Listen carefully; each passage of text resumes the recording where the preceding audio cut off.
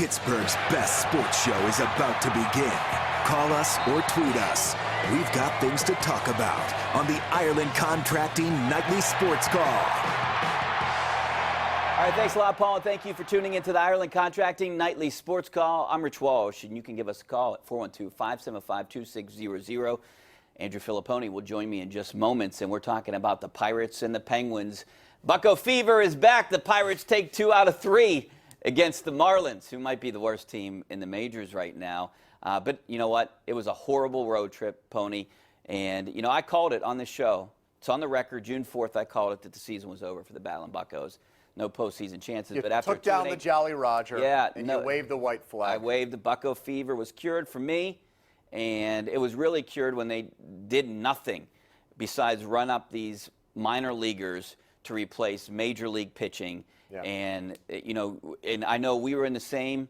We talked about the Dallas Keuchel. You could have got him for a song, and you didn't even try. And you even heard Frank Coonley come out and say, we're not even, basically not even to try to get him, which I think it was a disaster, and it starts right there. So, you know, I heard them talking about after the game that, you know, you have a big couple series coming up here against the Brewers, 10 games against the Brewers and the Cubs, that they potentially can make up some ground. But you would have to basically go 8-2 to even get back into this race against those teams. Well, there are just so many teams to leapfrog in the NL Central. You've got the Cubs, Cardinals, and Brewers, and they've all, I think, invested more into this season than the Pirates have.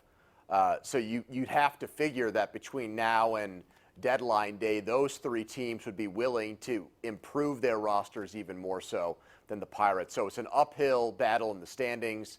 It's an uphill battle in terms of reinforcements that might be on the way. We know the Cubs got Kimbrel, and he'll start a AAA stint later this week. So he is on the way for them as their closer, and that's something that they're lacking.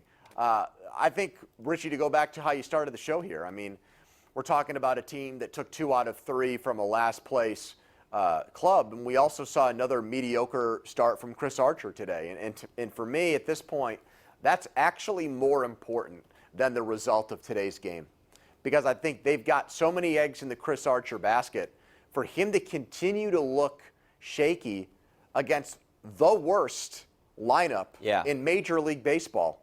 The Marlins, if the Pirates had their lineup and the Marlins starting pitching, they'd probably have a winning record. Miami's problem is they've got guys either that shouldn't be in the major leagues or a bunch of bums that are in their mid-30s and probably should get on with their life's work. That aren't making any money. So, and for Archer to look as shaky as and struggle as much as he did today, I think is another red flag for this team and another sign that going all in on this acquisition was a fatal mistake. Yeah, I want to get into this more later in the show, but he has a good slider. He still has the velocity there. But you could basically write down 5 innings, 101 to 110 pitches, 4 runs. and 4 runs every game. Yeah, every start. And that's not why you gave up Glasnow, Meadows, and Shane Baz for a guy who's giving you a performance that you would expect out of somebody. He's giving you like Jeff Locke starts right now, and that's completely unacceptable. And I think a lot of it has to do with the Pirates' pitching philosophy. Something is just not clicking when you have a pitcher that's mid-90s velocity-wise, can still throw a good breaking pitch, has a changeup that can get people outs. He never uses it, Richie. He doesn't throw inside.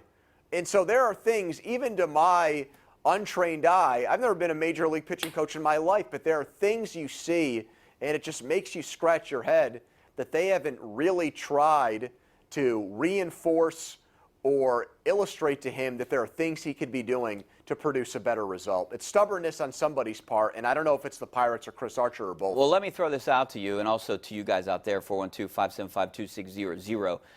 Could it be that he doesn't have Francisco Cervelli behind the plate? No, I don't think. I'm just trying to figure something out. I don't think it's that. I mean, when these pitching game plans get put together, I don't think it's all in Cervelli.